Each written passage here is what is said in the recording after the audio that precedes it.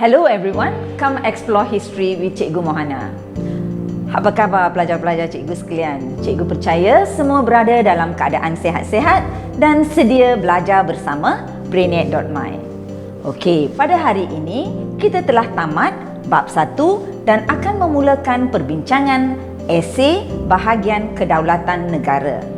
Kita akan melihat beberapa soalan yang ditujukan dalam soalan esei dan cikgu telah sediakan satu sesi istimewa di mana dengan jawapan yang sama supaya pelajar dengan mudah dapat menjawab bahagian esei SPM nanti. Mari kita lihat kandungan video pada hari ini.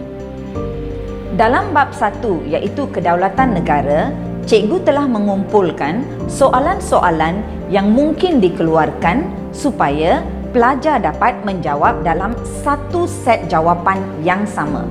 Ini bermaksud semua soalan yang cikgu sediakan hanya ada satu jawapan. Mari kita lihat apakah soalan-soalan tersebut untuk memudahkan pemahaman pelajar. Dalam slide, kita telah menyediakan 4 soalan utama iaitu sebagai seorang pemimpin di Malaysia, apakah usaha anda untuk mengekalkan kedaulatan negara? Kedua, sebagai rakyat yang patriotik, apakah cadangan anda untuk mengekalkan kedaulatan negara? Ketiga, sejauh manakah kestabilan politik dapat mengekalkan kedaulatan negara? Dan keempat, generasi muda pada hari ini perlu mempertahankan kedaulatan negara kita. Ulaskan. Semua soalan-soalan ini telah ada satu set jawapan. Mari kita lihat. Jawapan pertama iaitu F1 ialah memupuk semangat patriotisme dalam kalangan rakyat. F2, mengekalkan perpaduan rakyat. Ketiga, taat kepada raja dan pemimpin negara. F4, mempertahankan maruah dan bangsa dengan bersedia berkorban apa sahaja. F5, mengamalkan semangat kekitaan dengan memupuk amalan bertolak ansur antara masyarakat. F6, mengelakkan perselisihan faham untuk kesejahteraan hidup rakyat Malaysia. F7, hormat menghormati antara satu sama lain tanpa mengira kedudukan, bangsa dan agama. F8, memupuk semangat bermasyarakat antara kaum. Apabila pelajar melihat jawapan ini, pelajar boleh menggunakan penanda wacana dan kata hubung yang sesuai supaya semua fakta-fakta ini berada dalam keadaan perenggan yang sesuai. Ini kerana lembaga peperiksaan mahu jawapan anda dalam perenggan. Jadi, jika soalan memerlukan 4 jawapan, hanya hafal 4 fakta. Perlukan 6 jawapan, hafal 6 dan seterusnya. Jadi pelajar, jawapan ini mudah dan boleh digunakan untuk semua soalan yang telah cikgu terangkan tadi. Mari kita teruskan. F9, bersifat produktif untuk memajukan negara. F10, mewujudkan kestabilan politik. F11, melaksanakan pentadbiran yang cekap. F12, mewujudkan kemakmuran ekonomi. F13, mempelbagaikan usaha atau program pembangunan ekonomi. F14, mengukuhkan pertahanan negara. F15, wujudkan kerjasama yang baik antara pemimpin dengan rakyat. F16, menjaga hubungan luar. F17, menyertai pertubuhan peringkat serantau atau antarabangsa. F18, kerjasama pemerintah dengan rakyat berjaya mengekalkan kedaulatan negara.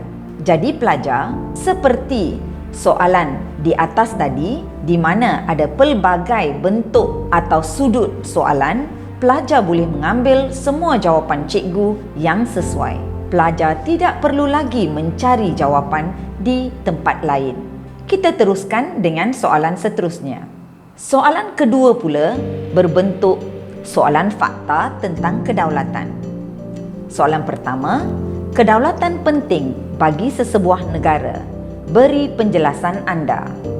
Kedua, beri ulasan anda berdasarkan penyataan di bawah. Kedaulatan negara amat penting kerana ia alat mengelak negara terus dijajah atau dijarah. Kerajaan perlu menangani isu ini secara berhemah, tetapi tegas demi memberi isyarat bahawa Malaysia tidak berkompromi dalam hal kedaulatan dan keselamatan negara. Jadi, pelajar hanya perlu mengulas pernyataan ini dengan jawapan cikgu. Soalan 3 pula, sejauh manakah sebuah negara yang berdaulat memberikan manfaat kepada rakyatnya? Dan soalan seterusnya, kita perlu mempertahankan kedaulatan negara. Jelaskan. Semua soalan-soalan tadi boleh menggunakan jawapan yang cikgu akan tunjukkan sebentar nanti. Jawapan pertama adalah F1, mengukuhkan perpaduan kaum. Pelajar boleh memberi huraian 1 supaya tiada pergaduhan. Huraian ini boleh ditambah dengan contoh, iaitu untuk mengelakkan rusuhan ataupun mengelakkan peristiwa seperti 13 Mei 1969. Seterusnya F2, keamanan negara dapat dikekalkan. Huraian ialah tiada pencerobohan sempadan negara. Contohnya dengan mengelakkan peristiwa pencerobohan Lahad Datu. Ingat pelajar, apabila kita memberi huraian, pelajar perlu menggunakan kata hubung yang sesuai. Ingat pelajar, apabila pelajar hendak menjawab soalan nanti, pastikan menggunakan kepala soalan dari soalan yang diberi dan menggunakan penanda wacana ataupun kata penghubung untuk memberi huraian nanti. Jadi, contohnya, untuk F1, gunakan kepala soalan seperti kedaulatan penting bagi sesebuah negara kerana ia mengukuhkan perpaduan kaum. Seterusnya, dengan ini tiada pergaduhan. Contohnya, dapat mengelakkan rusuhan. Mudah kan? Itulah cara kita menjawab soalan yang telah kita bincangkan tadi. Cikgu juga telah tambahkan dengan beberapa lagi fakta, contohnya F3 iaitu memupuk semangat patriotisme, F4 melahirkan rakyat yang setia kepada negara, F5 menghormati undang-undang atau perlembagaan negara, dan F6 mewujudkan kestabilan politik. Ya, bagaimana?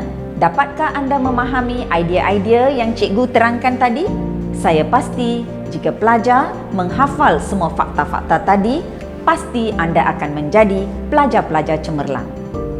Sampai di sini sahaja video dari Cikgu Mohana dan Brainiac.my. Sentiasa bersama kami untuk menjadi pelajar yang cemerlang dalam SPM. Jumpa lagi dalam video seterusnya. Salam sayang dari Cikgu.